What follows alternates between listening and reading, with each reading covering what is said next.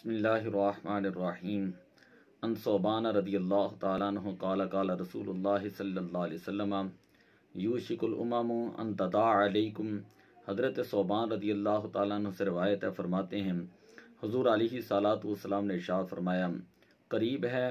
کہ جتنا عالم کفر ہے، گمراہ فرقے ہیں، وہ سارے لوگ جو ہیں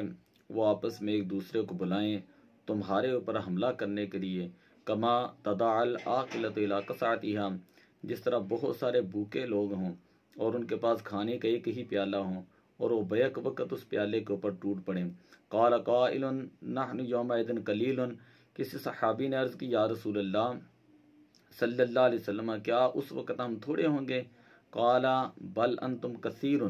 حضور علیہ الصلوۃ والسلام نے فرمایا نہیں،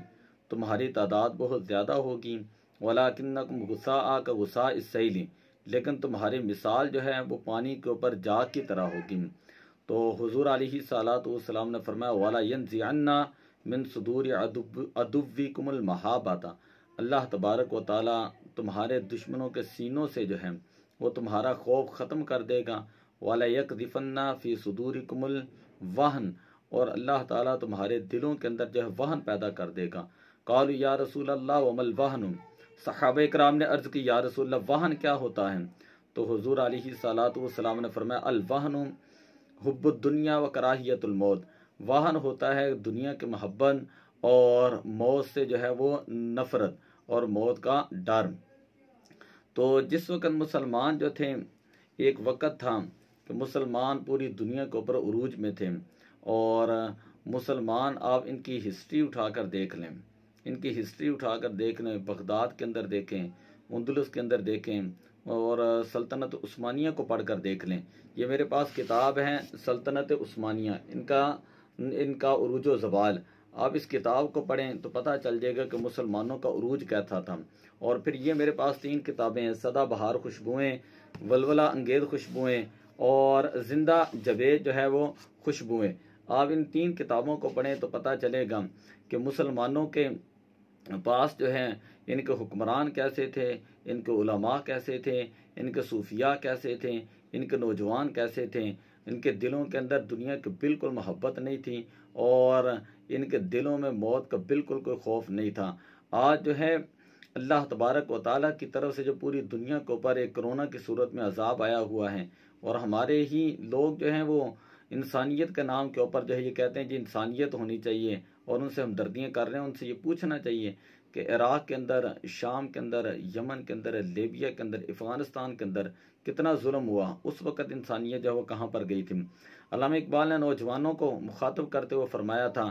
کہ کبھی اے نوجوان مسلم تدبر بھی کیا تو نے، وہ کیا گردوں تھا جس کا تو ہے ایک ٹوٹا ہوا تارا، تجھے اس قوم نے پالا تھا آغوش محبت میں، کچل ڈالا تھا جس نے پاؤں میں تاجے سرے دارا، تمدن آفری خلاقے آئیں جہاں داری، وہ صحرائے عرب یعنی شتر بانوں کا گہوارہ، سما الفقر فخری کا رہا شان عمارت میں، بآب و رنگ و خال و خن یہ حاجت روح زیب آرام،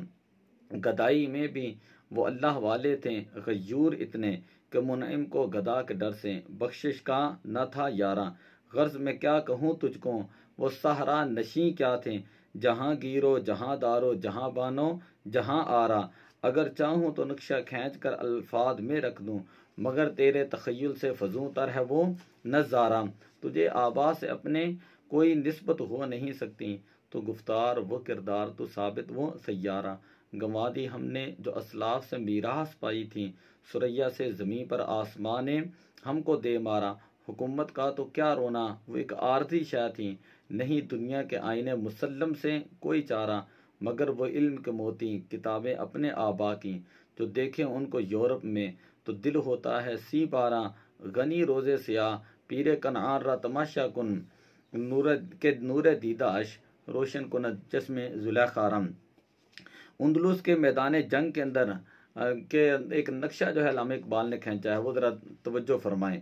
یہ غازی یہ تیرے پر اسرار بندے، جنہیں تو نے بخشا ہے ذوق خدائی، دو نیم ان کی ٹھوکر سے صحرا و دریا، سمٹ کر پہاڑ ان کی ہیبت سے رائی، دو عالم سے کرتی ہے بیگانہ دل کو، عجب چیز ہے لذت آشنائی، شہادت ہے مطلوب و مقصود مومن، نہ مال غنیمت نہ کشور کشائی، خیاباں میں ہے منتظر لا الہ کا کب سے،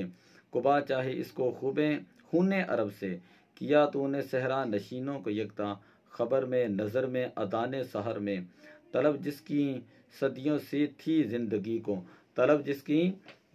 کی صدیوں سے تھی زندگی کو، وہ سود اس نے پایا انہی کے جگر سے، کشادے درے